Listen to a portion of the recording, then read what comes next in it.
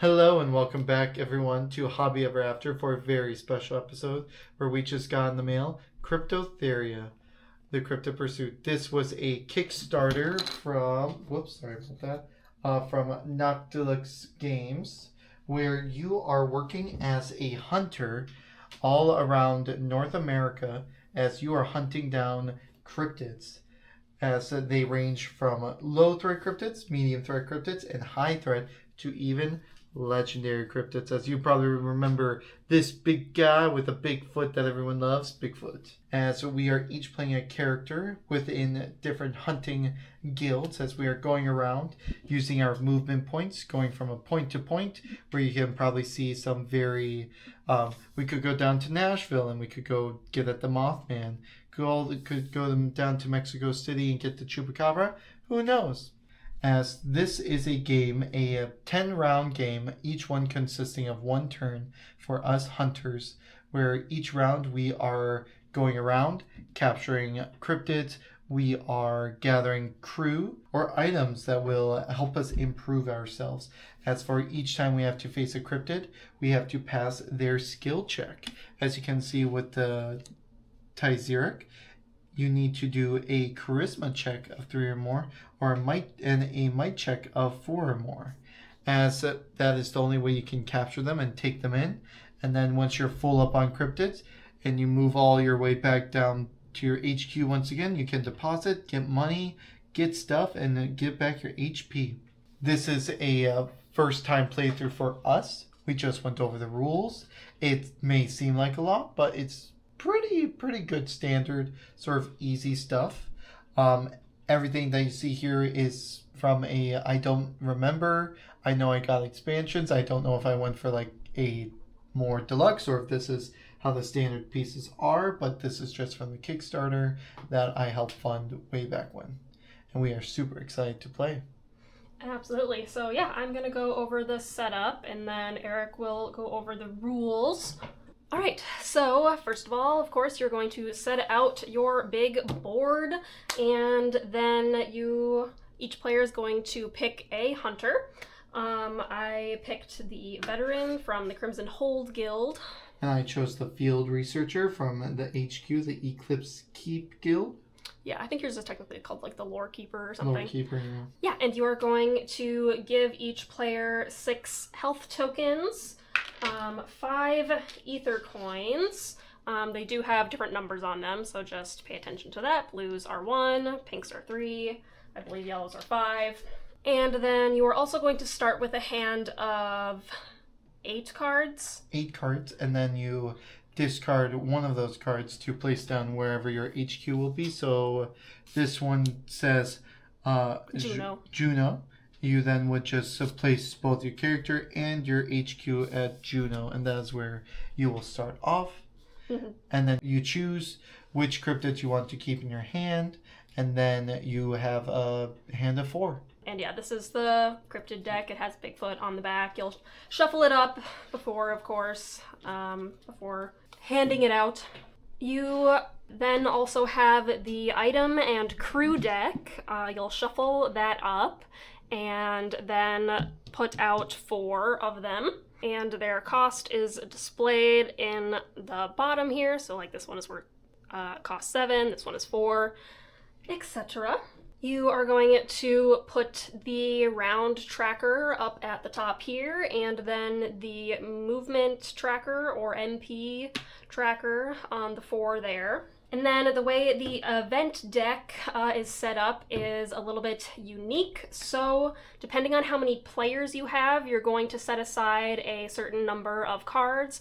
For a 2-player game, it's 4. Actually, before you do that, take out the 15 legendary monsters. They have the crown in the corner, and then shuffle the rest. And then separate those into 3 equal piles. Then put 4 legendary monsters in each pile, shuffle them separately, and then stack them on top of each other. And then take the cards that you set aside and put them on top, so that basically you get at least a few rounds before you encounter a legendary creature. Mm-hmm. And then our first round, we're going to be getting contract cards on our turns. So that's what this deck is here. You'll have some dice, some clue tokens, and yeah, you're also gonna punch out the legendary cryptid cards. Tokens. Yeah. And yeah, that is the setup. Got it. So, how you actually play the game is that, as you can see over here, there is a round tracker. So you play in 10 rounds. Each round consists of one player turn, and at the beginning of each round, you read what they do. So for round 1, at the start of each player's turn, the active player draws 2 contract cards and keeps one, discard the other. So you get to choose which contract that you wish to take, which will be sort of like end game points, or some of them may also have effects, like if you've captured a legendary cryptid, you activate and succeed on this. And so then player turn sequence, you must pay 1 coin from yours back to the inventory. This pays for your expedition. So this allows you then to play your turn how you want to play it. If you cannot, you must retreat back to your HQ, which we will get to. Then you must resolve 1 event card. So draw the top card of the event deck, then read and resolve the card's effect. They will be resolved immediately, while others are resolved on each player's respective turn. When you are finished, discard the event card. And some of those event cards can also bring out legendary cryptids as well, which would then you just place down the legendary cryptid. They will have a stand. So take Bigfoot, he will go to Los Angeles, and he will be here up for grabs for capture. Otherwise, just follow along the special event card, and there's a difference. So if it says you, it means only you of the active player. If it says all, it includes all the other players. So if I drew an all card, it will affect Elsie. A U card will only affect me. Then going to move. So your movement is based on this tracker up here, which it starts at 4 movement points, in which then you can use to go 1, 2, 3, 4, or go to any sort of location along that route. If there is a cryptid, you can stop there, attempt to capture it, and then continue to use your movement points. But if there is 2 cryptids, say at Winnipeg, you take 1, 2, you capture one of the cryptids, but then to capture the other one, you have to go 1 back and 1 back into it. So you have to leave the area and then re-enter the area to get that other cryptid if you are able to. And then we have the maelstroms as well, as we have the north and the south that are connected, which costs 1 movement to go through. So you just go through, so north, and you go, whoa, we're not in the north anymore, we're in the south maelstrom, and so that will take you to the south. Same goes with the east and the west. And then visiting the shop, you just go visit the shop, and you can buy up to 4 item crew cards. So like we had said, that there is crew and there are item cards. We believe you, based on the player board, you can only have 3 of each, as that is what we assume of. And you can only have 4 cryptid cards in your hand as well. If you have less than 4, you draw up to 4. If you already have 4, if you have more than 4, you do not discard. And then after that, you end the turn. If the decks are empty, you just reshuffle them and continue forward. And at the end of your turn as well, you will collect income as well, depending on which round. So rounds 1 through 3, you gain 2 coins. At the end of the round, 4 through 7 is 3 coins, and then 8 to 10 is 4 coins as well. And so that way then you can use them to help pay for the upkeep of next turn or whatever else. Yeah, and when you get them, they go in a separate spot called the income. They don't go to your wallet yet. Yep. How do they get to your wallet? I'm getting to that. Okay. It's all farther in the rules. And then 2 skill checks. So we're just gonna take the Tajiric once again. So for me to capture this, I need to make a skill check with the green diamond, which is charisma, and then the square red, which is strength.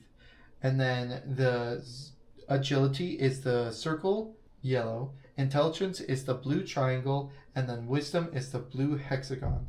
So how to resolve that? I would just roll the die and add the result to my base skill plus any bonuses as well I would get from crew or items. And there is a limit of the bonuses you can get. So your skill value cannot exceed 3. So if, say, I have I already have 2 wisdom. If I have another thing that can give, like from a crew and an item that gives me a +2, I can only get up to 3 from that. So I basically am maxed at 3. You're maxed at 3 plus with whatever the die roll was as well. And then capturing cryptids, it's a very easy. You have your cryptids in your hand. You just look at where they are. So I would have to go all the way down to wherever this guy is. Let's say he's down in Trenton. All I do is go down to Trenton. I place the card from my hand down to show that I'm trying to do it. If I were to succeed in getting him, I would lose -1 health. He would go here into my high and legendary threat cage, which each cage holds 4 low threat cryptids. Is your first cage. Then 1 is for your medium threats, which hold a max of 3. And then your high ones hold a max of 2 or 1 legendary. If this is to be full by chance, and you say you get a legendary cryptid and you already have 2 high, you can discard the 2 highs, but you will not get clue tokens. Whereas here, if you want to exchange 1 low for another low, or maybe a medium for another medium, you would then gain 1 clue token as well after you discard 1 from your cage. Yeah, and clue tokens are worth 1 point at the end of the game. And in addition, there are also some that have an F, so that means you only take the damage if you fail the check. If you fail, yep. And now moving on to the legendary cryptids, as there's a big meaty stack of them all around the continent, as we will be using Bigfoot as our main example, where you have to make 3 skill checks. You can see that they are legendary due to the crown that they have, and they mainly will deal higher amounts of damage if you do succeed or fail. So if you do, so either way, you are taking 2 damage when you take this. Legendary cryptids cannot be stolen with items or crew, but they are still vulnerable to events as well as PvP encounters. So they are mainly immune except for the events and PvP encounters, where events mean that maybe they get loose, they get taken. I could even assume that they die too, possibly in your care, or PvP where another player could attack you and get it as well. And then on failures as well, for say I could not get the Tishurk, if you were to fail getting a regular cryptid, you would discard the card and you would gain 1 clue token. But you do not discard the legendary cryptid if you fail to take it, nor do you gain the clue token as well. So returning to HQ. Returning to HQ means that you just have to move your way back up, go to your little color according rectangle. You can shop using coins in your wallet, deposit the cryptids from the cages, which you gain 1 for every low, medium, and high, and then you gain 2 per legendary cryptid that you drop off. You restore all your HP here. You move all coins from your income to your wallet, so that way you can spend them. You refill your hand up to 4 cards, and then you end your turn. Retreating happens if you are unable to provide for your expedition, and if you drop down to 0 life. You immediately move your player standee to your HQ, discard all cryptids and cages, discard all crew cards, but you keep all your item cards, restore all HP, skip visiting the shop, collect end of turn income only if you are the active player, move all coins from income to wallet, end your turn if you are the active player. Now, PvP. And this game does have both at least for this one that we got, a solo and a co-op mode, but we are playing PvP mode as that is the first mode, as which then PvP is initiated whenever another player enters into another player's area. So say we're both in where? Oops, sorry. We're both going to Springfield. Does it happen if you're just passing through, or just do you stop there? It happens when a player enters another player's location, a player starts their turn in another player's location. Okay. So anytime you guys would cross, it would happen. If there are multiple players in that location, then you have to do them one by one. You do not take care of them together. It's one by one. And how you resolve this is each player chooses their highest skill. So mine would be wisdom, and then yours would be strength. Mm-hmm. And then we would roll the die, and whoever gets the highest would win. But that all depends on who you are as well. So I'm the offender, I am coming into your space in Springfield and say, I win. You lose 1 HP, and I can take any one cryptid, even a legendary. And if you don't have one, I steal one from the HQ. And if there's nothing in HQ, then I take 1 coin from your wallet or income. If you were to win, I would lose 1 HP. If we tied, we would both lose 1 HP. And now to end of game, as after the 10 rounds, after the final turn, you then count up the total number of points from cryptids secured in your HQ, completed contract points, clue tokens, which are 1 point each, and then your coins, your Aether coins, are every 3 equals 1 point. And so then the hunters with the most total points is the winner. If in the event of a tie, it goes in this following order. They probably tied a lot during game testing. Most legendary and high threat cryptids, most medium threat cryptids, most low threat cryptids, most clues, most coins. Still tied, you just email them, which is super funny. But that is how you play Kryptothera. I hope that is very well. We covered everything. If not, just keep on watching. Leave down a comment of something that we missed or any questions, and we will do our best to answer it. But yes, are you ready, Elsie? Yeah, I am ready to go. So yeah, it says the first player should be the person who has most recently seen Bigfoot. And that includes images, videos, even dreams. I dream of those big feet every night.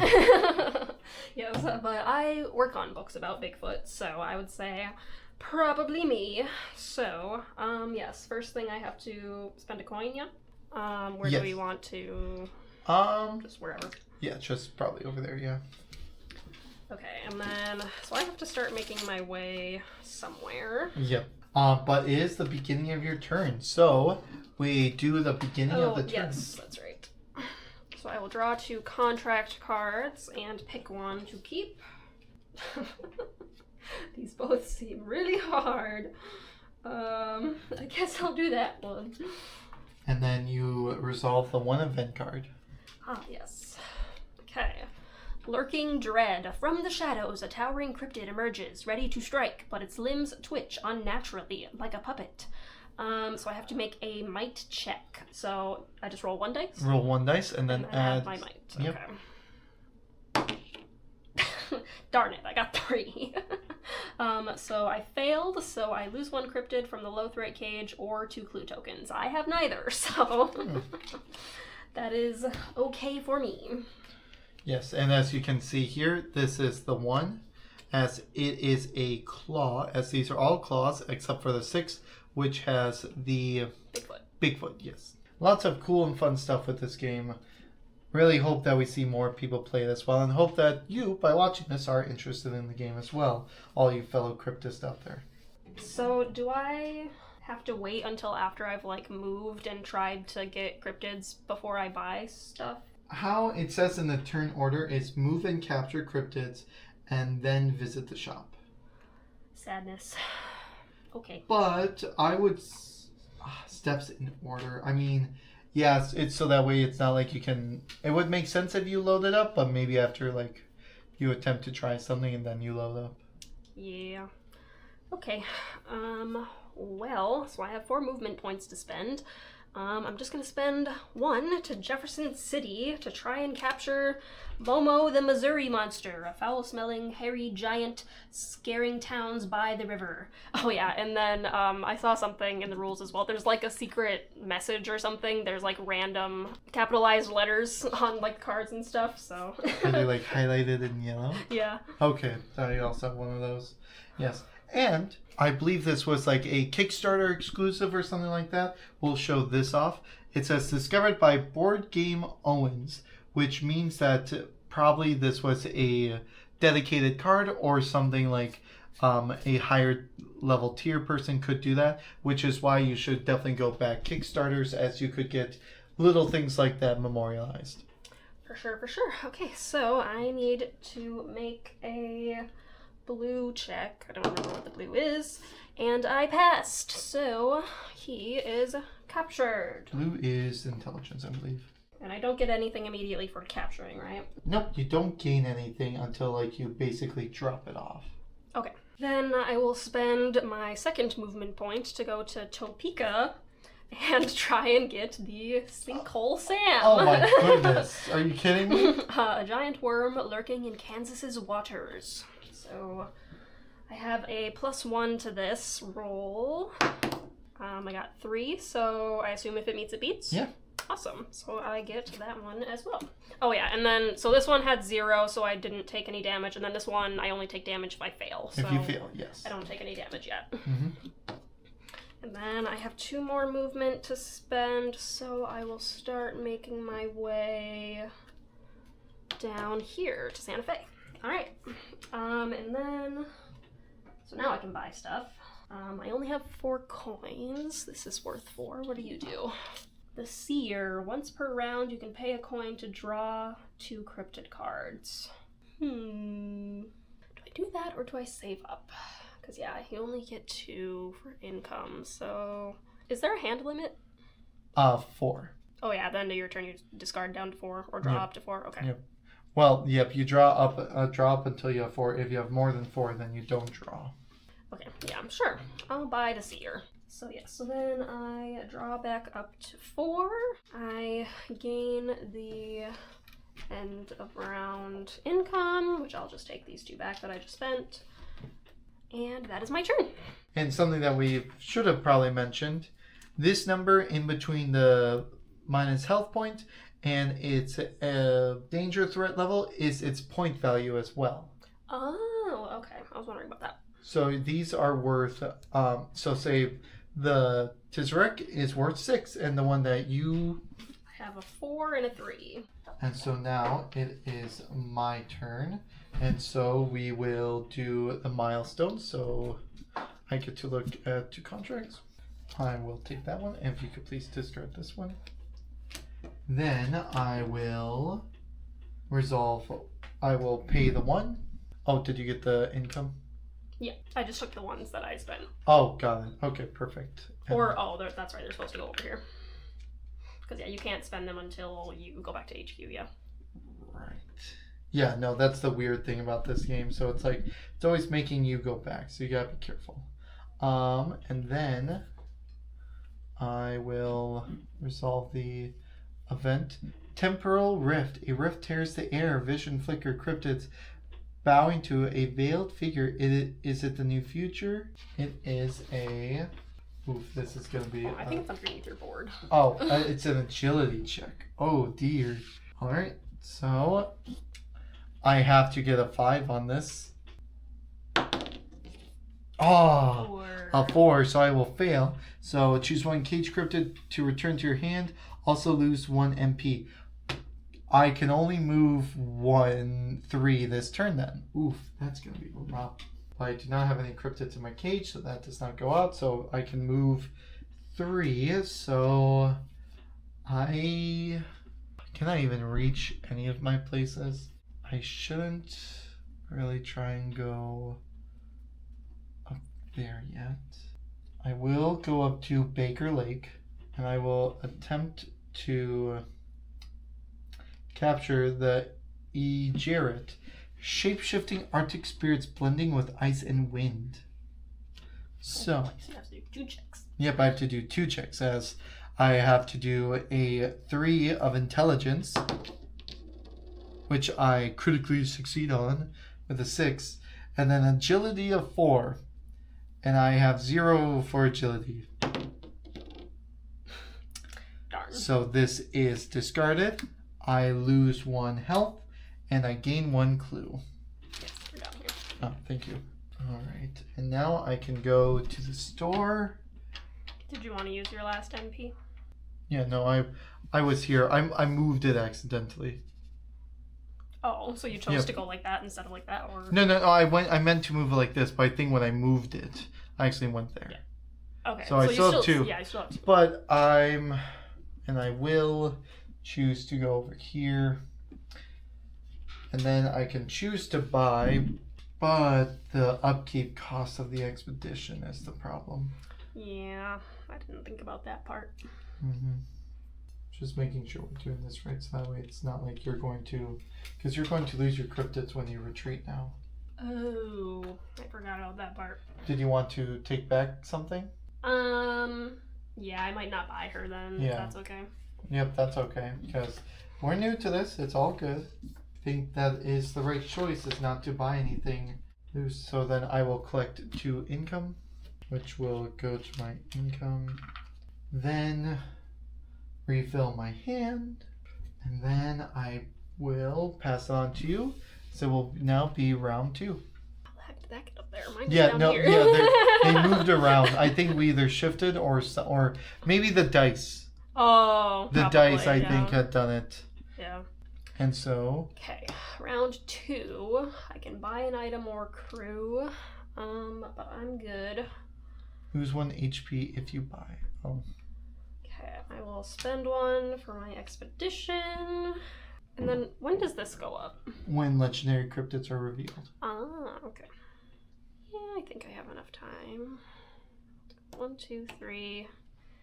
Over to Phoenix to try and capture Magellan monster, hulking, foul-smelling figure haunting the canyon's trails. So I need to make a purple check. Fail. Wah wah. Okay, clue token. What did you get your other one from? Or did you fail twice? Nope. I only failed once. So. Okay. And then he's discarded. Right. Then I will just use my last MP to go back up. I don't have enough to buy anything. I will draw back up to 4. I will gain the income, and that is the end of my turn. Alright. Did you do an event card? No, I did not. You're right. I always forget about that part. Okay. Shady dealings. In a shadowy alley, your hunter trades a glowing egg. The merchant wears an order sigil beneath their collar. All players pass their cryptid cards to the player on their left and gain 1 ether coin into their wallet. And then I also may attempt to capture 1 extra low threat cryptid from your hand without moving. Okay. Okay, so we switch off and we each gain 1 ether? Yes, directly to your wallet. That's generous. Okay, and then, so I can attempt a low if you gave me any. God, this is so bad now. Oh. So I guess I will try and capture this guy. Really? Kalupalik. Why that one? Because that's the only low you gave me. Oh, it has to be a low. Yeah. I win! Mine. Alright. Now it's your turn. Okay, now it's my turn. So I will pay 1 for the upkeep. We will resolve 1 event card. Hunter's Den. In the Raleigh Tavern, tavern hunters huddling over tables, trading maps and artifacts. A lone figure listens and records. So I need to make myself a charisma 4 more. I have a +1, and I've got 6. So I would gain 1 random item / crew or 1 cryptid. Or 1 cryptid card. Also gain 1 ether coin into your wallet. I'm going to do a random crew or item from the top, which I assume is like the random. So I gained, oh, we already knew because we took back yours. It's the storyteller. So ability, once per round, pay 1 to gain +2 charisma. Okay, now I gotta move. So I have my full movement though, but I was moving north. That's rough. What did I do now? Nope, you're farther. That's quite far. It's really far. I guess you're the closest that I can attempt to do. You're here. So I have to go 1, 2, 3, 4. And that's my movement. I can choose to buy something. I will not because I don't want to pooch myself. Then I will collect the income. So how much is it? Still 2? Still 2. Perfect. We will collect the income for 2. And then I still have 4 cryptids. And it is your turn, Elsie. Okay, I will pay my 1, do an event. Move that up. And move that up, that's right. We will replace the shop. Place shop, oh, okay. Another storyteller. a 8th year born jacket, a encrypted map, and a crew. So the 8th year born jetpack gives you a permanent +1 agility, and then the encrypted map gives you a +1 MP permanently. Discard 1 MP reaches 8. And then the spirit medium, once per round, pay 1 to gain +2 wisdom. Fun. Okay. Event. El Cuco. Oh, legendary. The Whispering Boogeyman. On reveal, place all of your items under the player board. They can't be used until you return to HQ. I don't have any items, do you? No. Alright then.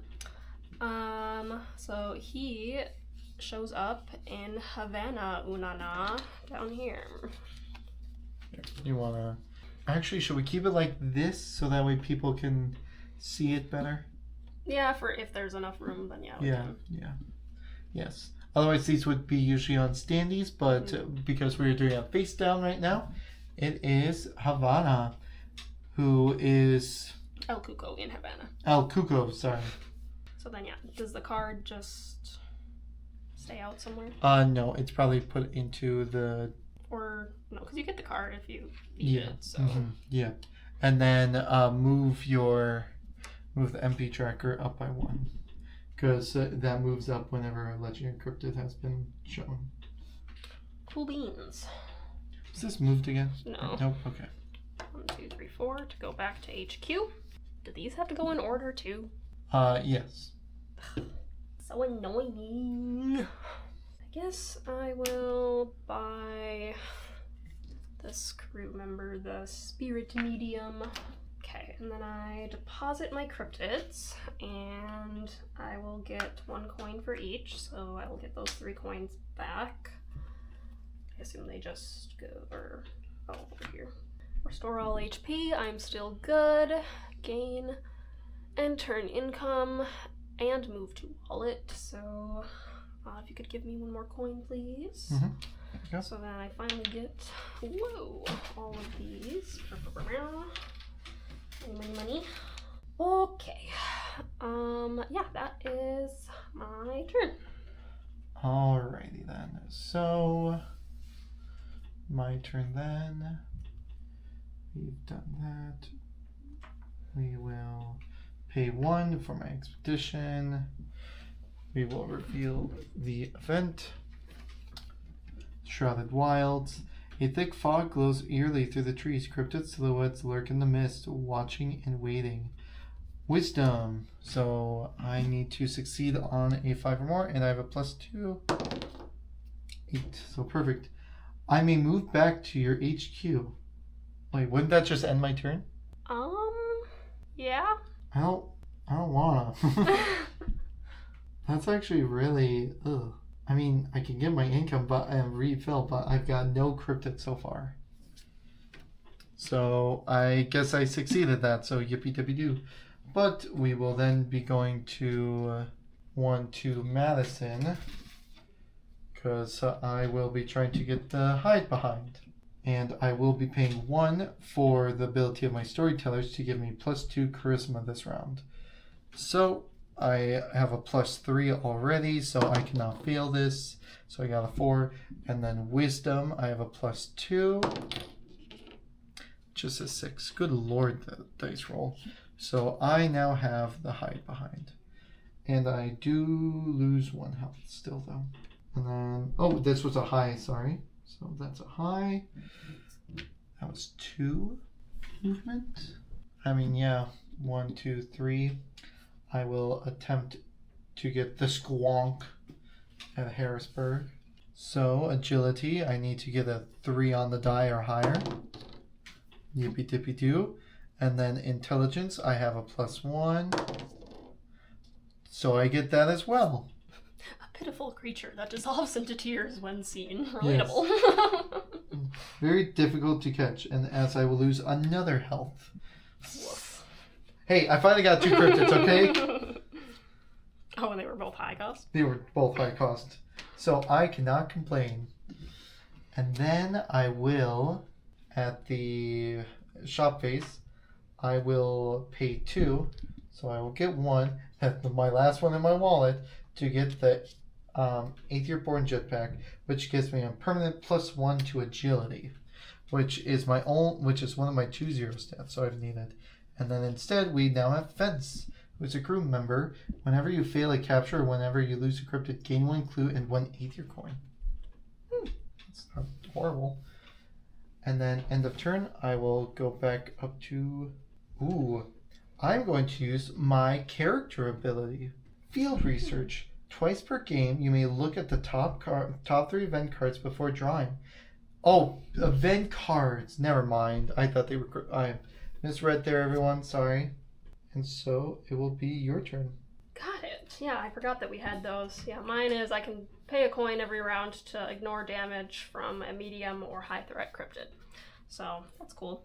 Okay, I will pay my coin. Event. Oh, another. A Wendigo. Wendigo! Spirit of insatiable hunger. On reveal, you discard 1 item or all of them if your item slots are full.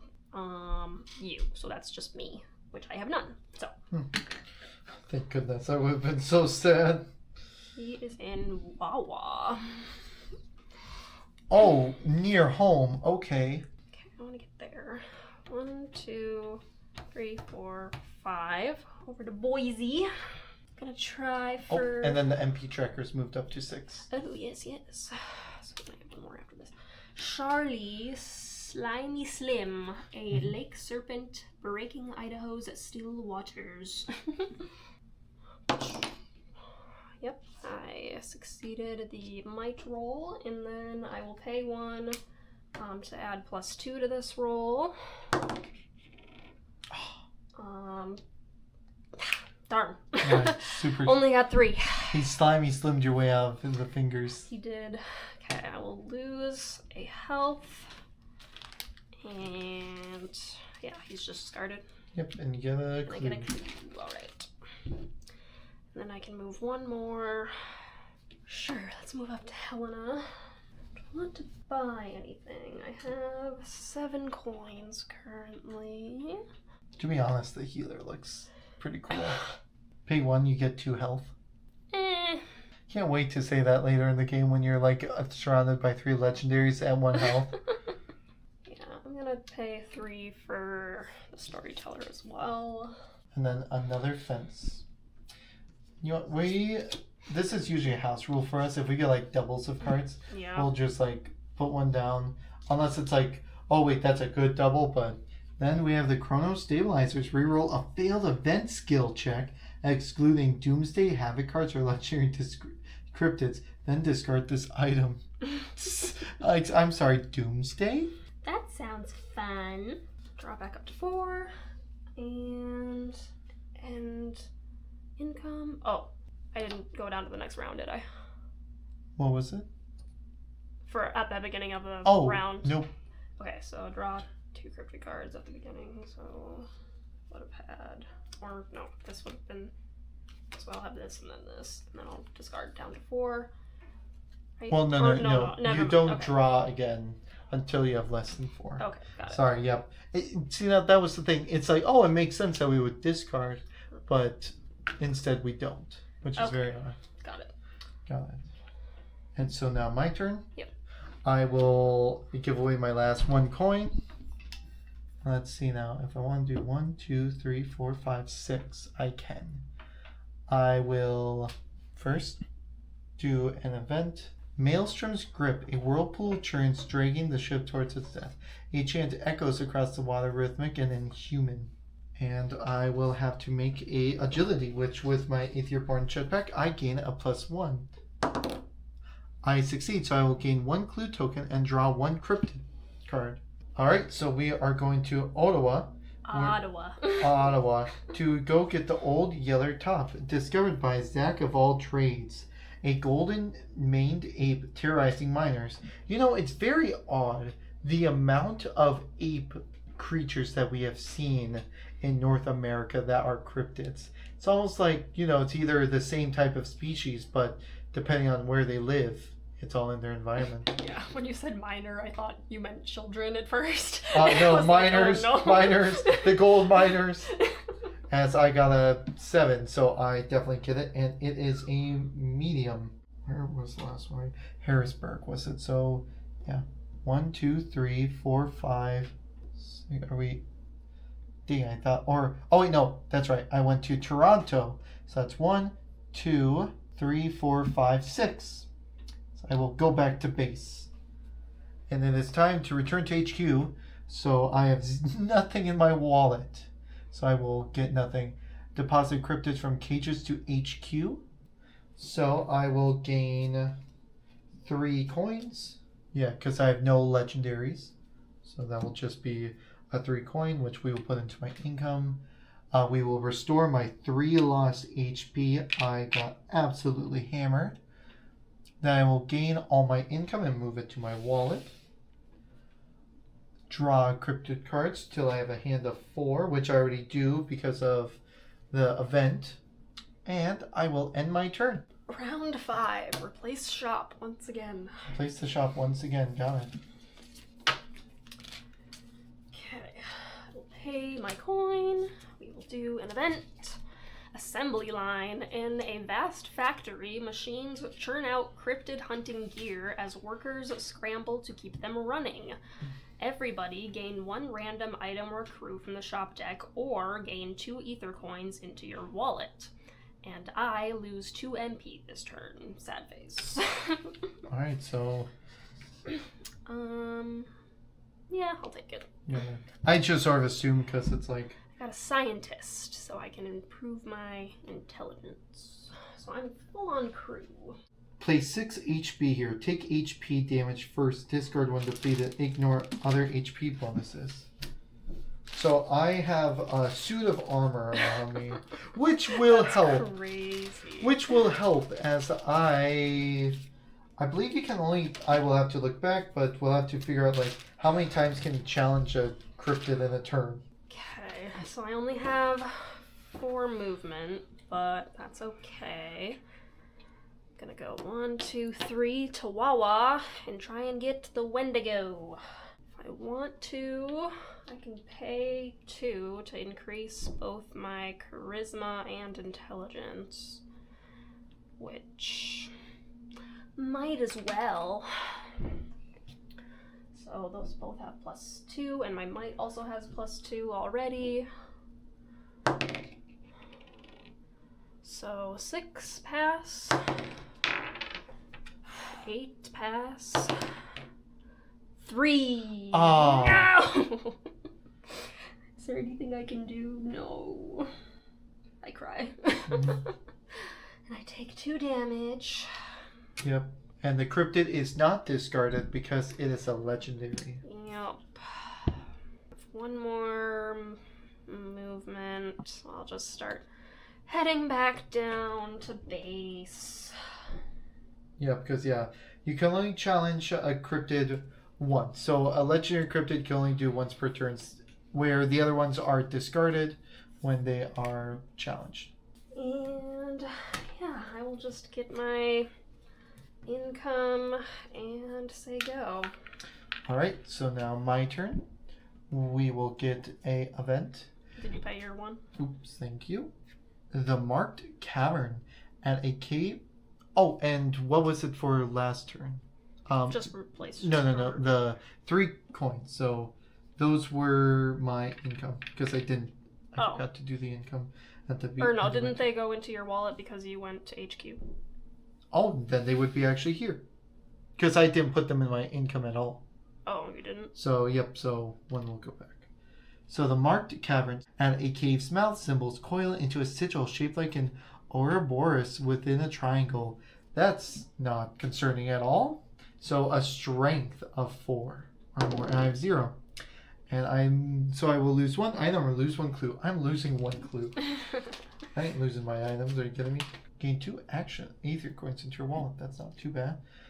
And now I can move.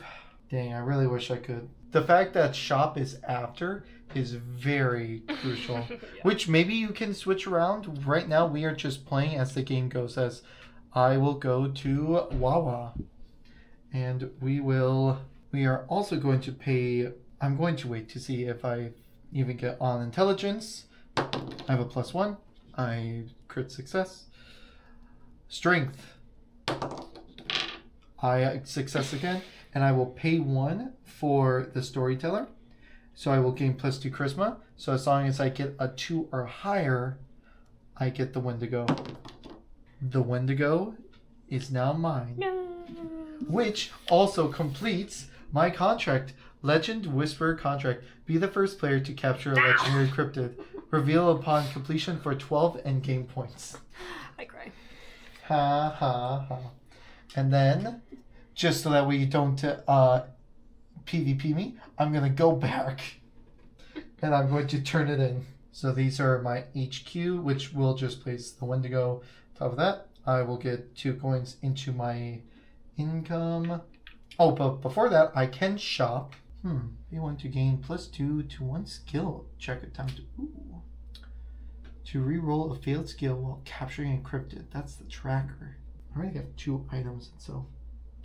Oh, and then I will lose 2 from my exoframe suit due to the Wendigo.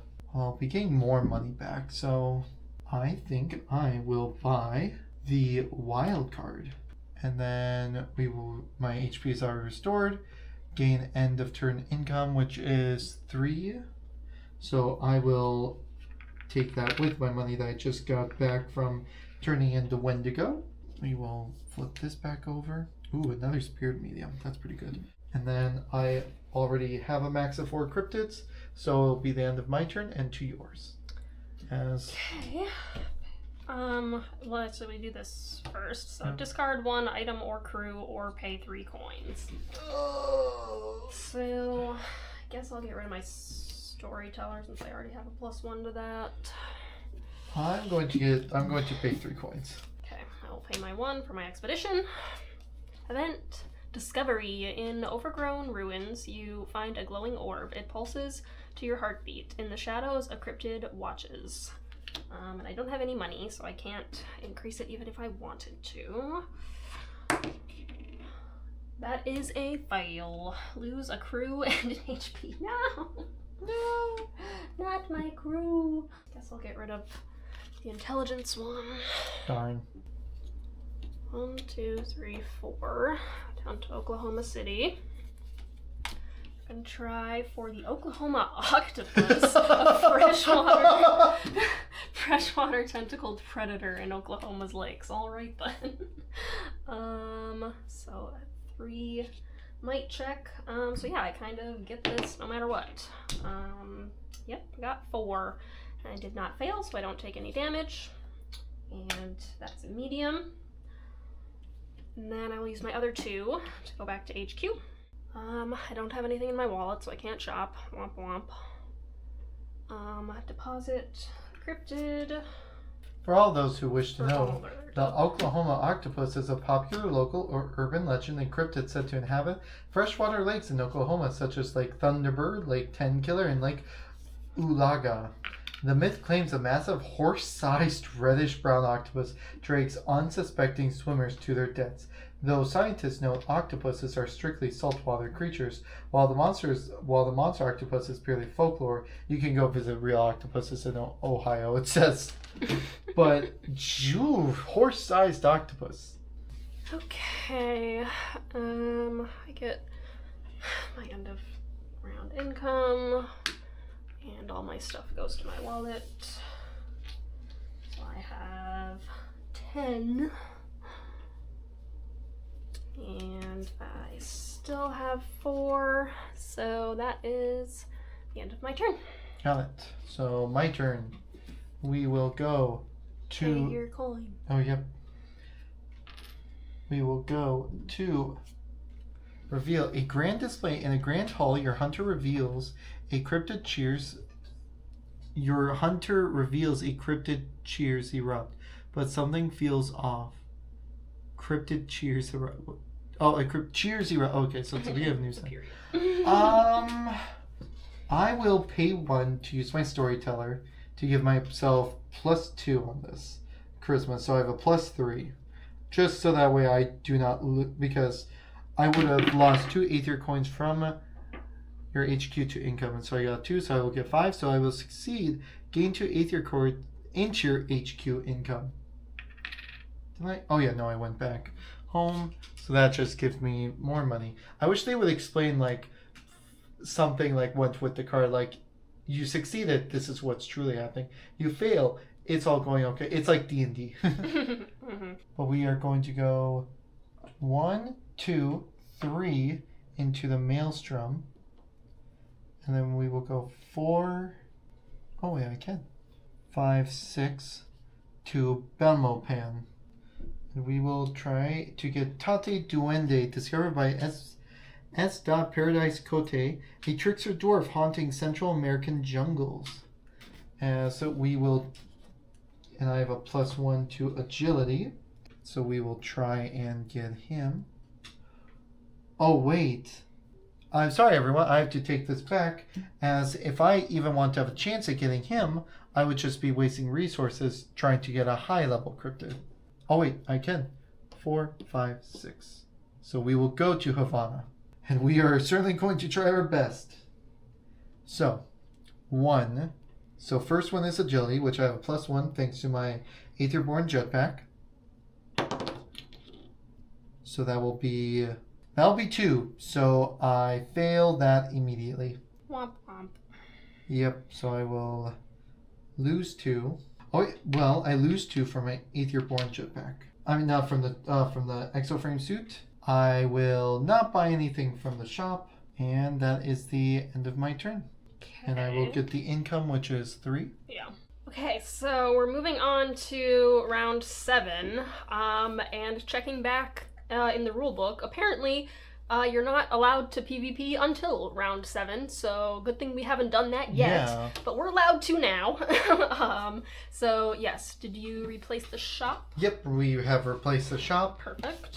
Then it will be my turn. I will pay my money, and ooh, another legendary. So we go up to 7. Thunderbird, the Stormbringer of the Skies. All players lose 2 MP this round. Sadness. Oof. In Santa Fe. Newsies. Ugh, love. So I have 5. Can I still get down there? 1, 2, 3, 4, 5. No. 1, 2, 3, 4. Oh, I can. Well, you can go to Santa Fe. Yeah. Or I could steal this from you. Oh, you're also initiating PvP. Do I have to? Oh, PvP begins in round 7 and is mandatory when player enters another player's location. A player starts their turn at another player's location. The active player enters the location with multiple players. They must resolve PvP each separately. So yeah. Okay. So remind me how PvP works. We each choose our highest skill. So yours would be strength and mine would be wisdom. We roll the die, and whoever if the offender wins, I lose 1, and then you can take. Yep, if you win, I lose 1 HP, and you can take any cryptid, even the Wendigo. And then if I not from your cage, I can take it from your HQ.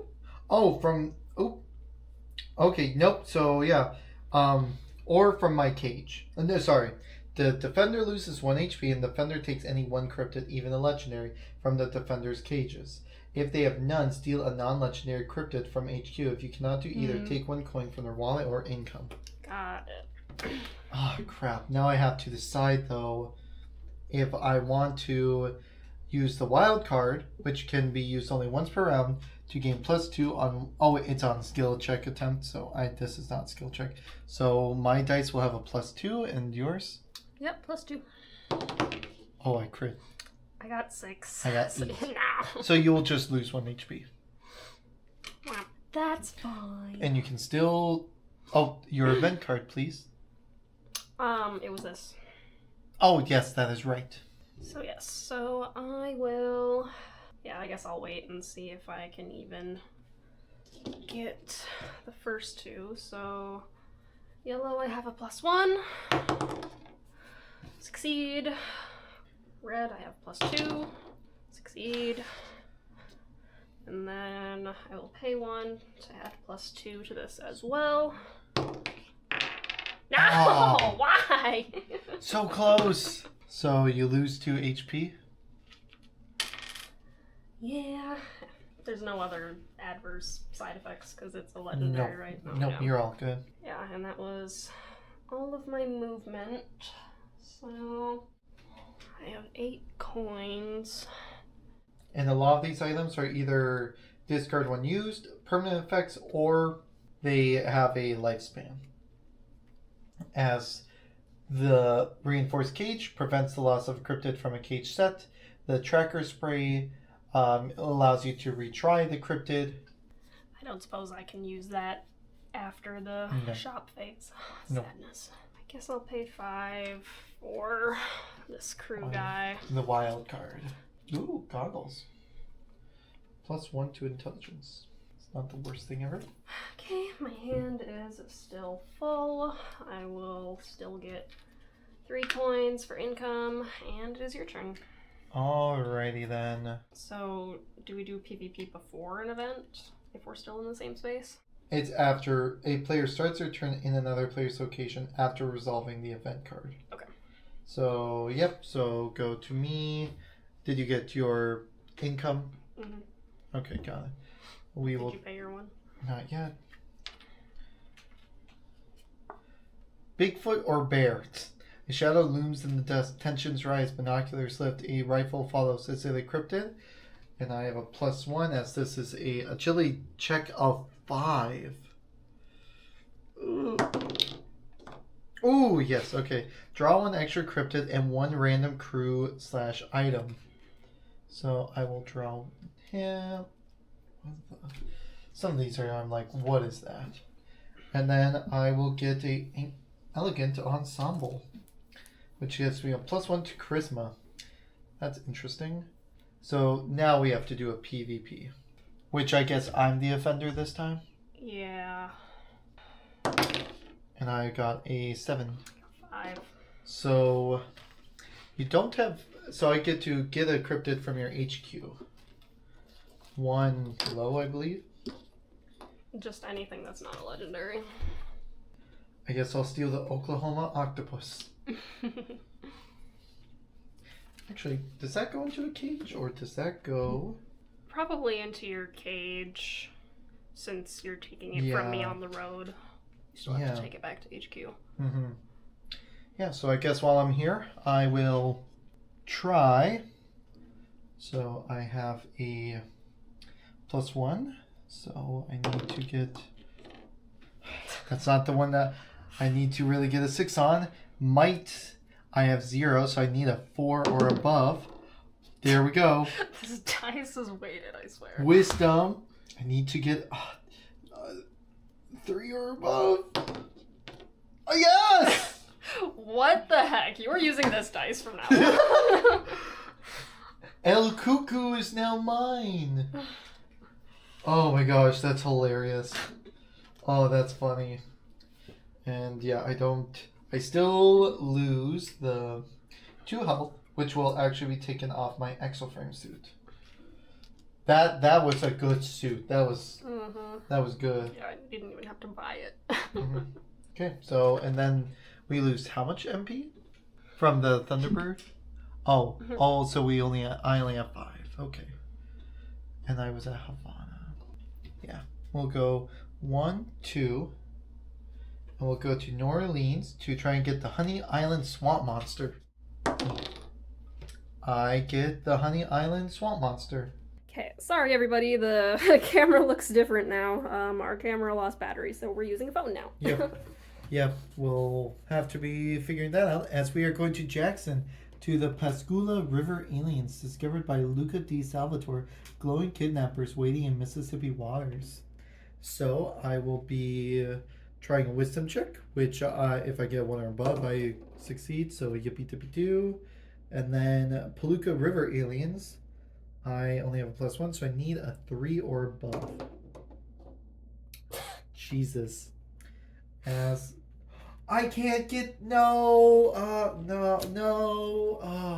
He's a high. I already have the cryptid in tow. I wasted. No. That sucks. Too high or one. Oh. I keep on forgetting about the cages. I'm sorry, everyone. So basically, I just wasted good rolls. So 1, 2, 3, 4. Gosh, this map area is so. 5. Let's go to Nashville. Yeah. So I will go here, and then that will be my turn. As we go on to and then I get how many coins? 3. So now it is round 8. Look at 2 event cards. Choose one to play. Ooh. Cool. So yes, I have to pay my 1 coin. And then so first event card, you get to choose which one. Okay, I'm going to pick Duel. 2 hunters lock eyes in a dark alley. This isn't just rivalry, it's something darker. I start PvP with another player, and the winner gets to steal 1 caged cryptid, including a legendary. Loser gets -2 HP. Oh. Okay. I got 5. Also got 5. Oh, so we each just lose 1 HP. Or unless the card says something. No, it just says winner and loser. So we tied. But, still, high and legendary creatures require -1 on the last skill check this turn. Failure is -1 HP extra. Wait, what? So I would die. if Ooh. I tried. Or if I went after a legendary, but which kind of was my plan, but I don't have any high cost cards. Of course I don't. Oh, and you're also super low. So any event could, even if I were to draw an event, it could accidentally kill you. Okay, I'll go 1, 2 to Tallahassee to try for the skunk ape, a stinky giant roaming Florida's wetlands. Yes, indeed, another name for Bigfoot. Basically a North American just gorilla creature wandering. Yeah, but I'm going back to base anyway. Yeah, so maybe just spend the 1 just in case. And I'll only have 4 coins to spend, or everything over there costs 4 anyway. Yeah, and once you go back to base, then you'll get your end of round 2. So that's like already 6 coming towards you, turning in your. Oh wait, no, you don't have any. Sorry. Okay, auto succeed, huzzah! Yeah. Didn't even need to spend it. Okay, so you are a medium. Okay, that was 2, 3, 4, 5, 6. Back to HQ. I don't have enough to shop. Or wait, no, I deposit. Or no, you shop first. Ugh, why do you have to shop before you get all the coins? Stupid. Okay, well I get 1. Gain income, so we get 4 now. And all my income goes to my wallet. Drop to 4. And that's me. I'm going to go pay 1 at the beginning of my turn. I will use my field research twice per game. I may look at the top 3 event cards before drawing. Then I may discard them or rearrange them. And this is my first time doing it. I will rearrange them like so. And I shall reveal the Gale Force Peril. The winds howl harshly. Each step is a war against the environment. And so I need to get a 5 wisdom or more. I have a +2. I crit that. So I have immunity to event card effects and PvP this round. So I will go. But I mean, you're after me, so does that mean next round? Or? Yeah, I feel like it's next round. Or, well, it says this round, so probably not. I get the unfortunate cards. So then instead of going that way, I have to go. Wait, which way? So I can go 1, 2, 3, 4, 5, 6. So I'm going to go to Lansing with 3 movement. And at Lansing, I am going to go against the Michigan Dogman discovered by Mama Meeple. A Howling Bite. Never mind, it's a high card. I have a cryptid. I'm going back to HQ because I can't deal with that. So I have nothing in my wallet, so I cannot shop. I will deposit 1 low cryptid, 1 medium cryptid, and 1 legendary cryptid. So I will get 4 coins in total. We will restore all my HP, so I have 1 back. So these will go back, and then I will gain another 3 from end of turn. So now I have all the monies. And then I already have 4 cryptids in my hand. Really wish that you could discard some of them more. That is my turn. Okay, round 9. Just 2 rounds left. Replace shop, and items and crews are half price this round. Ooh. I have 9 to spend. I have 15. So we have Exosuit.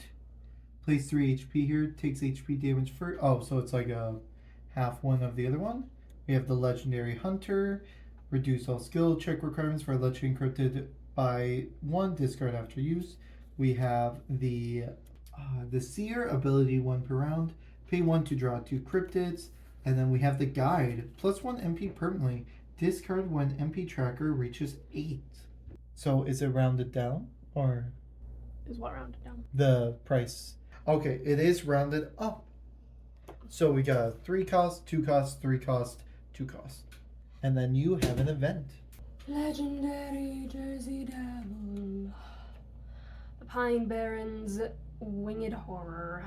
On reveal, all players lose 1 HP and discard 1 clue. Womp womp. Got it. So lose 1 and discard 1 clue. Dang. And he is in Trenton, over yonder. And yes, we're at max movement now. I guess we will just go on to excuse me, Pierre. Go for the Takuhi, a swift plains runner vanishing into tall grass. And I get +1 to this. Thank goodness. So I get that. 3, 4, 5 down to Santa Fe. So yes, +1 to this. God dang it! Why do these dice hate me? I take 2 damage. 7, 8. Guess we will buy Legendary Hunter and the Exosuit for 5. I will draw 1 and get my income and say go. So I believe I know what this event card is due to... Well, Did you pay your 1? Not yet. I am going to use my field research once again. So for the last time this game, I may look at top 3 event cards before drawing, then I may discard or rearrange them. Because this... I know what this next card is, and it's bad for me. I didn't get to do that. This is a really powerful ability. So, out of randomness, Alchemist Elixir, so all, we can either restore full HP or gain 1 random item / crew from the shop deck. So I will gain a thing. Oh, well, that sucks. I get the guide crew member, but discard when MP tracker reaches 8.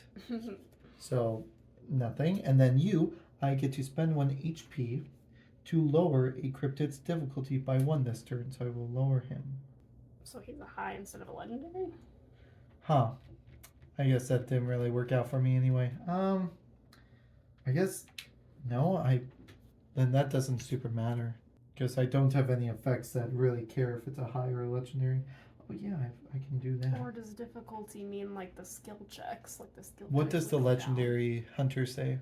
Reduce all skill check requirements for a legendary cryptid by 1. So to lower cryptid's difficulty. So... I wouldn't think so. I don't believe there's like a card. No, there's a glossary. We don't have it for that. So yeah, we will just say it is like that. So then moving on, I will go. I know I can reach here somehow. What's the best way for Trenton? 1, 2, 3, 4, 5, 6, 7. So yeah, I will go 7 for Trenton. So I will spend 1 first for wild card. So I get a +2 to my might. So I just need a 1 or higher. And I do that. Then for my intelligence, I have a +1. So I need a 3 or higher for the Jersey Devil. Wow. Okay. So I lose 2 on that. Now I can choose to... buy something. Scientist doesn't super help. But she is still half off. So she's only 2. So I will pay 2, get the scientist. And then I still have a max of 4 cards in my hand. And so that will be my turn. Set aside legendaries enter. What does this mean? That should have been during setup. Because it says for that, at the beginning of the round, place 3 unused legendary cryptids from the box into play on the map. Or, Oh, so these guys just show up? Dang. Which ones? A Sasquatch, Glowchester Sea Serpent, and Ogopogo. Well, that may change things. That it may indeed. Ooh, but, wait a minute, hold on. How can we capture these guys and still bring them back? You would have to have a lot of 8 movement. Oof. Can you even do that? And cryptids in your cages do not count for points. Yeah. In that case, then, yeah, no, I can't do those ones. I still have to go down for the Thunderbird. Okay, unruly captives. Cryptids thrash in cages, growls fill the air in broken human words. They are coming. Might check.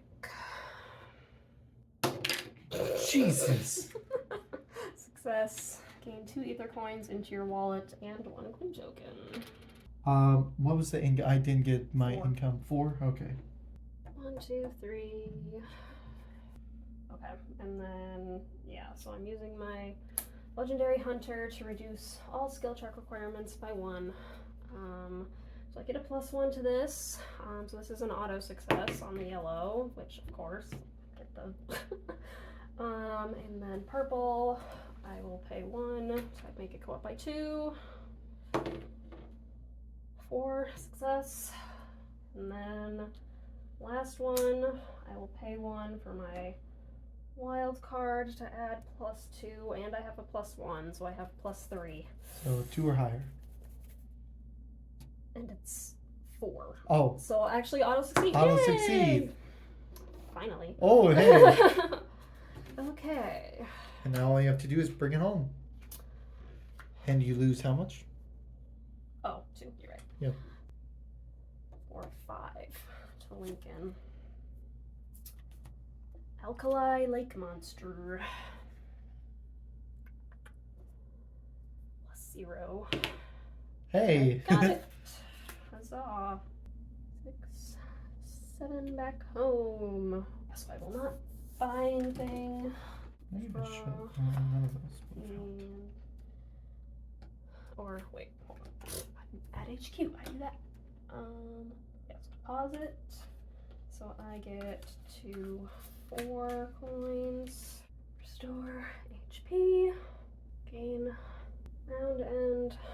And yeah, all my stuff goes to my wallet, and I draw, and now it's your turn. Got it. Alright. So, event. We have the patron's favor. A wealthy patron offers a brass device pulsing with blue light. Why does it do? What does it do? A gift, he says, smiling. All go back to HQ or cage 1 cryptid from your hand. So I will choose to. This also affects you. Go back to HQ or cage 1 cryptid from your hand. I will cage the many-hewn tiny builders of great mysterious working under the moonlight from Honolulu. I mean, it doesn't matter. I don't get another turn anyway. No. Caged ones don't, so. Nope. That's why I stacked it.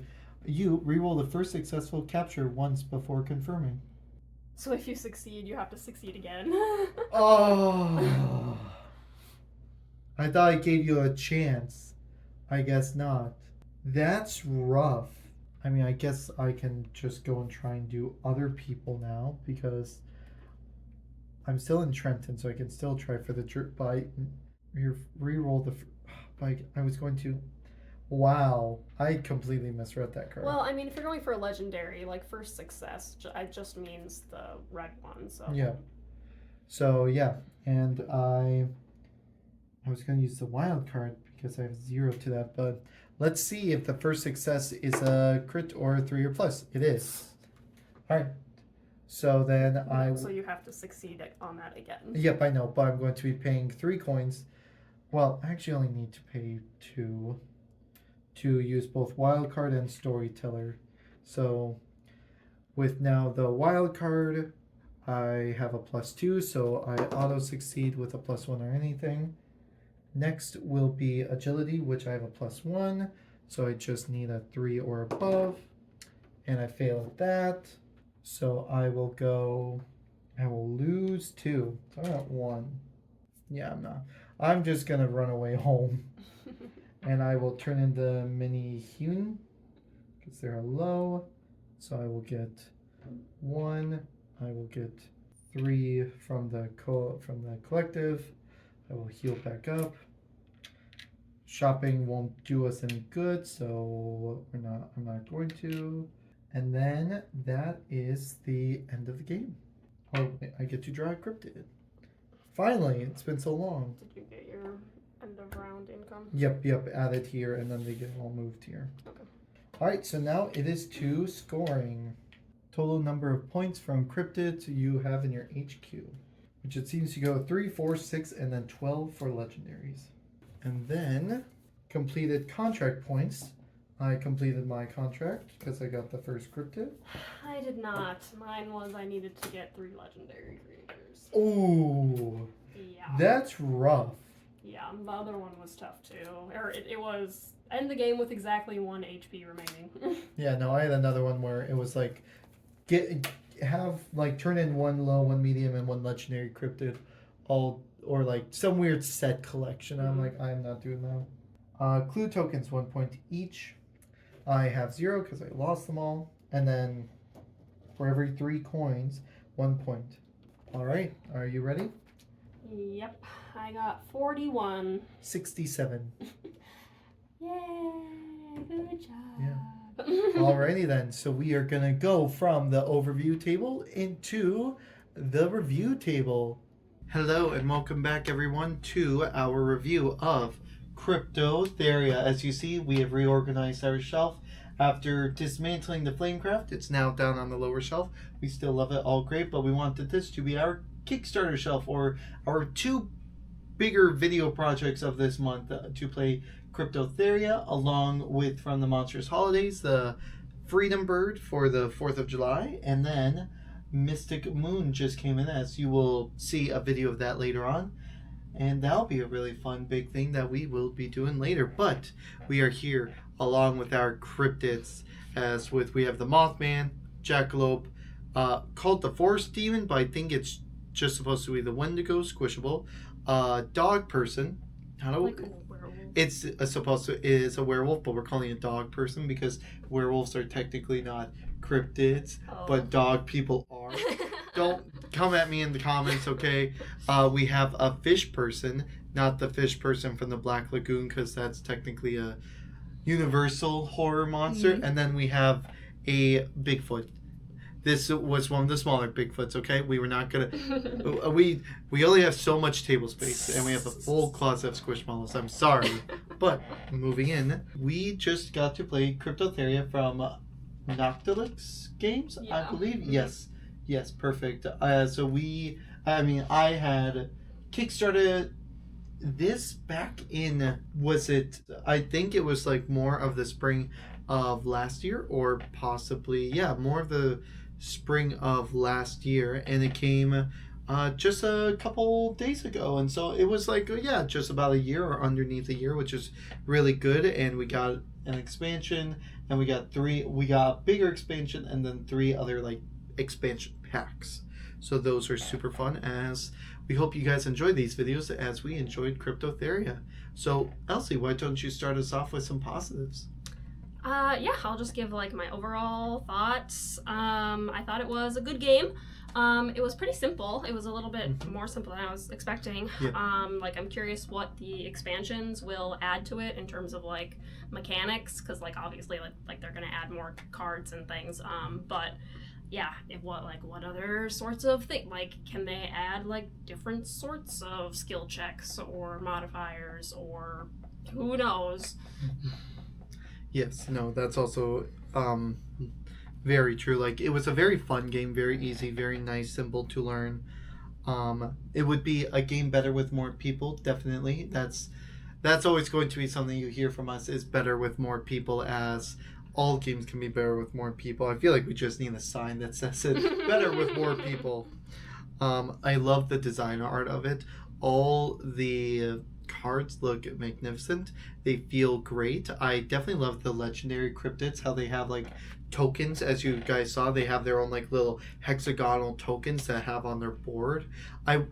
What I think would have been also super cool is if they got their own like standee to like in like as a sort of like add-on. You could have gotten a standee or something like that of them in a big art. Otherwise, they do have their own stands. We just did not do that, so that way you guys could see, and all the fun little flavor text that they had down at the bottom as well. And we even had to look up some of them, as I had mentioned about the Oklahoma octopus, which I will now only think of when I think of Oklahoma.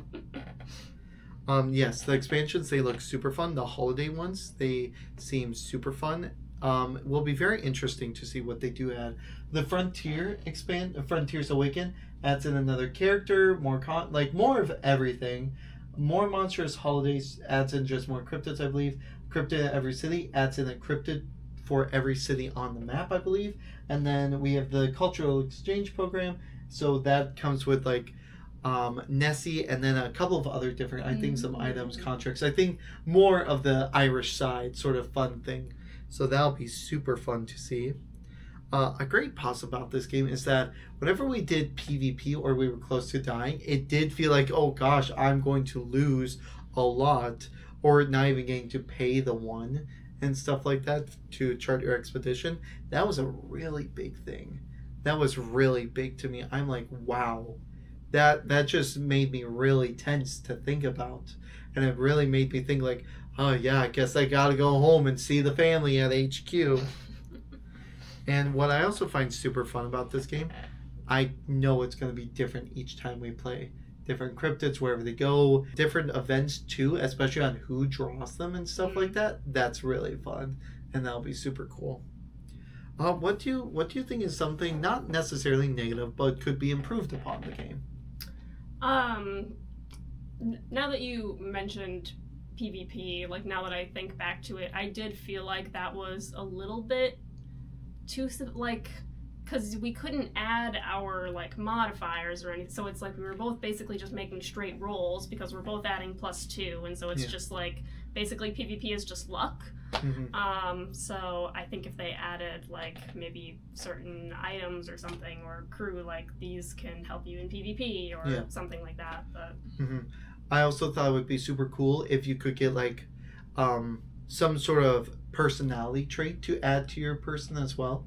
Like it was something you could buy, or like something from like a deck, and it just made your character feel more unique. Like take the PvP thing, they were a brawler, they hate teamwork, they hate their competition, and then that would be super cool if you could add on more to your hunter.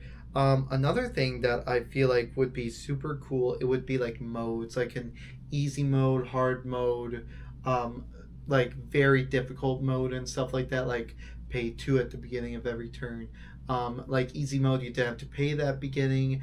Maybe it was like you could work out something. Like this feels like a mode game, and it already does have a lot of modes. We played the PvP, but I feel like what we should play next might be co-op.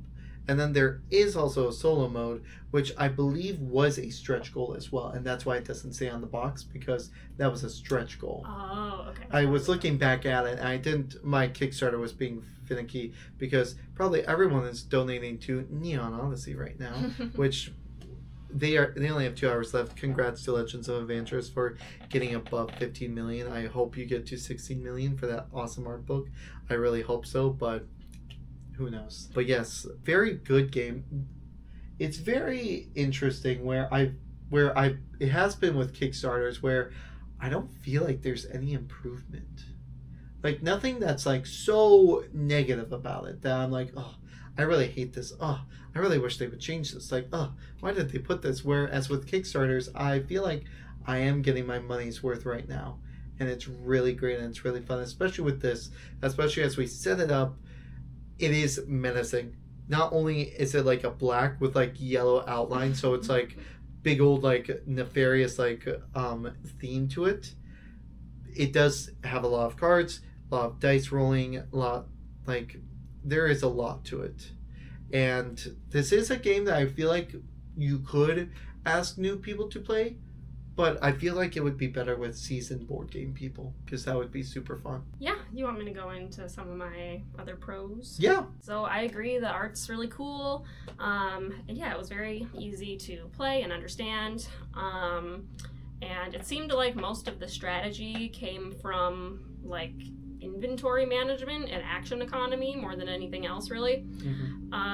Because like, since you have to do the actions for every turn or when you go back to HQ in a certain order, like, and the shopping is like after or like before you get your income and stuff, like you really have to be like planning ahead for that. Yeah, and then how much room you have in your cages can really dictate like how far away from home you can go and like how much you want to like push your luck and whatnot, or even go along the road. Remember how many times I had a legendary and then along the side I would be like, I can get a highlight, and I'm like, I can't because I don't, otherwise I would have to discard the legendary. I'm like, I can't do that. Yeah, for sure. I feel like this is also a very easy game to create house rules with and stuff like that. Like, you can shop before that. Like, would it be very powerful? Yes, but it's also like you only have 3 slots max, and a lot of these items you do want to stick around. They do, because they add in +1 bonuses, or some of these items, like when you get up to 8 movement, you have to get rid of the one that was giving you better movement. Discard this and you can gain this. Or there's the exosuit that I had where it had gave me 6 extra health, and that took damage first. So your items are going through, and then the only way I saw your crew getting discarded was from events and stuff like that. But otherwise, when you die, you lose your entire crew as well. Oh yeah, neither of us No. died. We were careful. I didn't die, but I got very close to retreating because of the money. I was like, I had to, I'm like, I can't do anything. And then you got very low, but you were always you were a lot closer to home a lot of the time. Yeah, a lot of mine did seem to be more in the center. But yeah, I kept forgetting to use my my character ability. Like, honestly, I don't even know if I ever really could use it, because you could only use it on mediums and highs, and you had to pay for it, and so yeah, I don't know. And I used mine at the end of the game, and then that was very interesting. And it was you really have to pay attention to the wording of this game as well, because the ones that I had set up for myself, I was like, oh, that doesn't super actually help me at all, or I can't do that. Or some of them too are you can just go back to HQ, and I'm like, I don't want to. A lot of the times when we got you can just go back to HQ stuff, like helicopter lifts or whatever, we didn't need to. It was very unfortunate.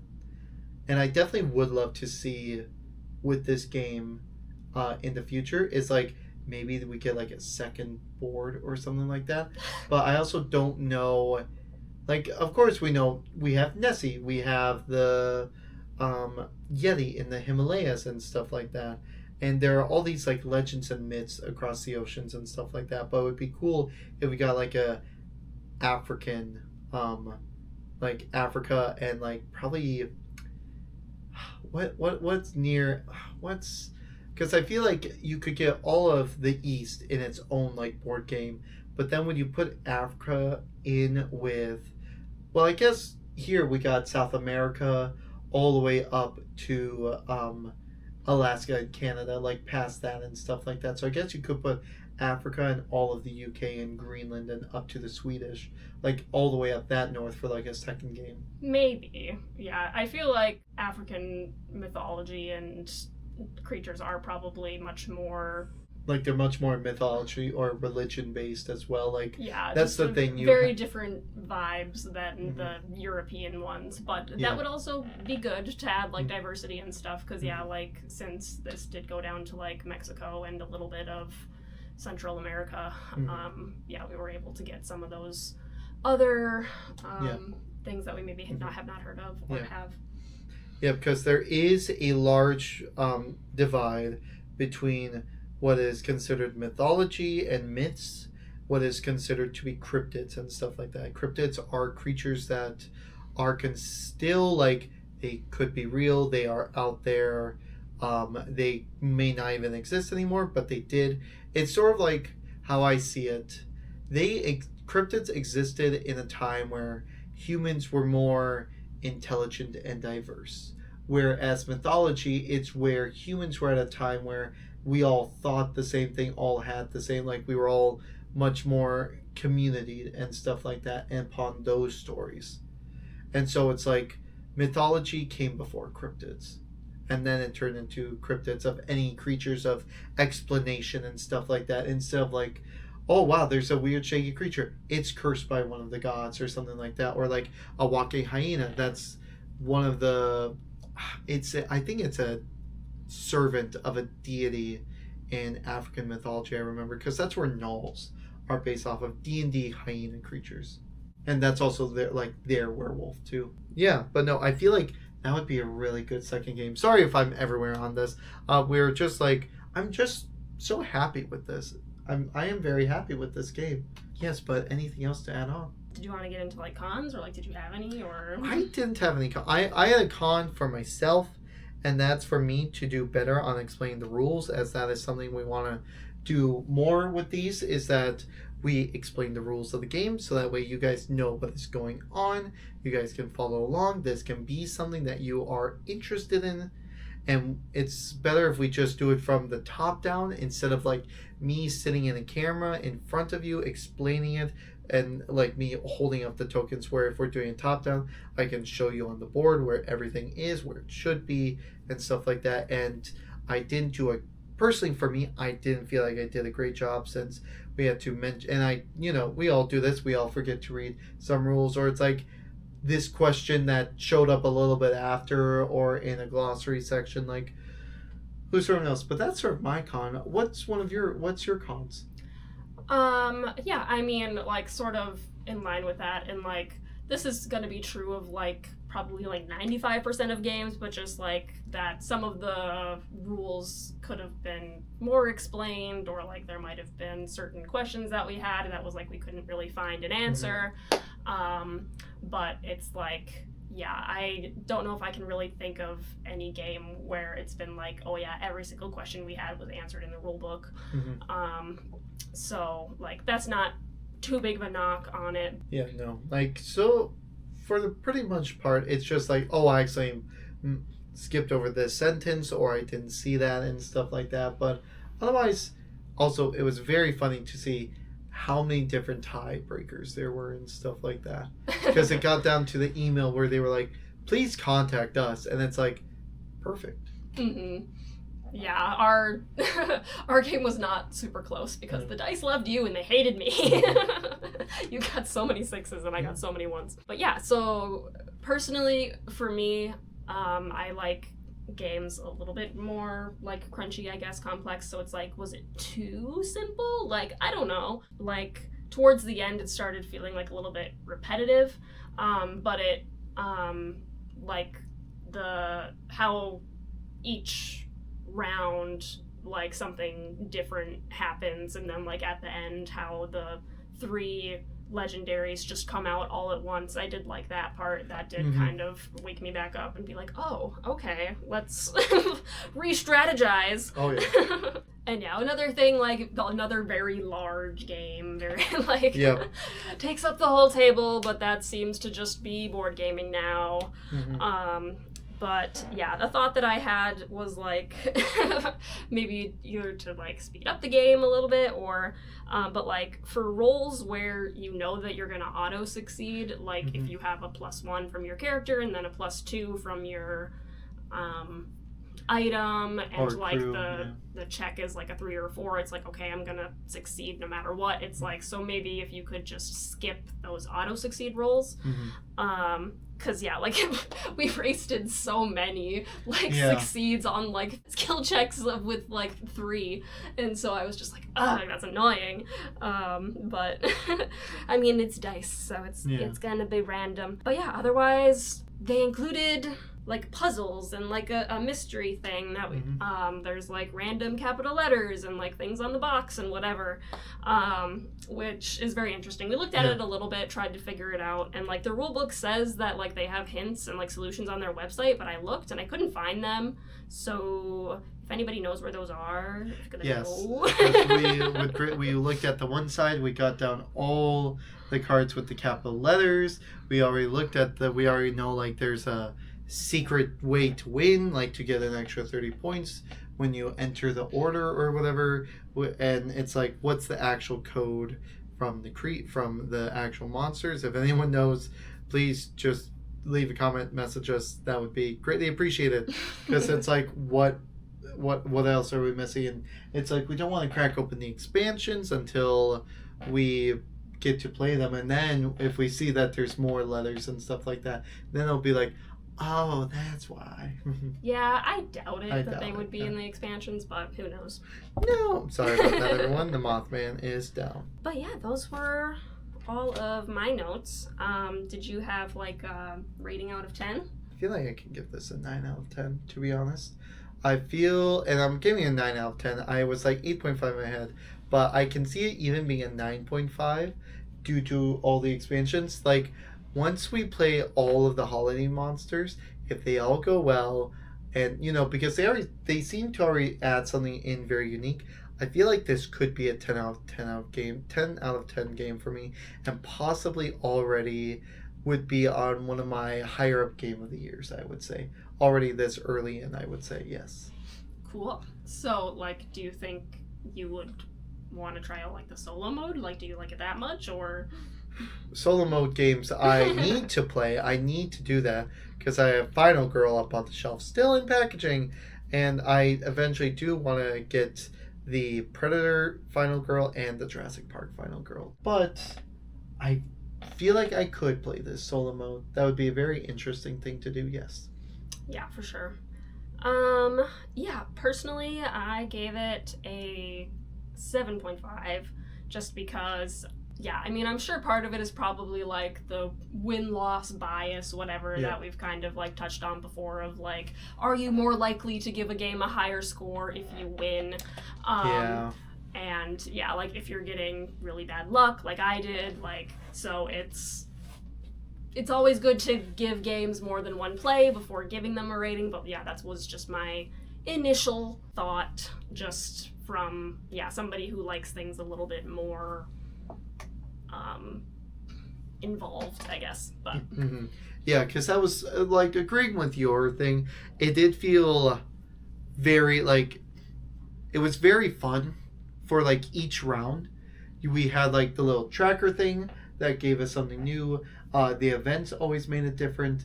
Definitely, like, it is a bit that repetitiveness of like you're just going around the board hunting monsters, or even trying to too, because like I remember after we had like switched hands or something, I did not have any cryptids in my hand to go after, and then once the legendary cryptids came out, that's all I was really going after, and then all the other ones became, oh yeah, sure, I've got them. Yes, but otherwise, be ready to see more videos about it. Like I said, I feel like we could play the July 4th bird, the Thunderbird, the Freedom Bird, I think it's called.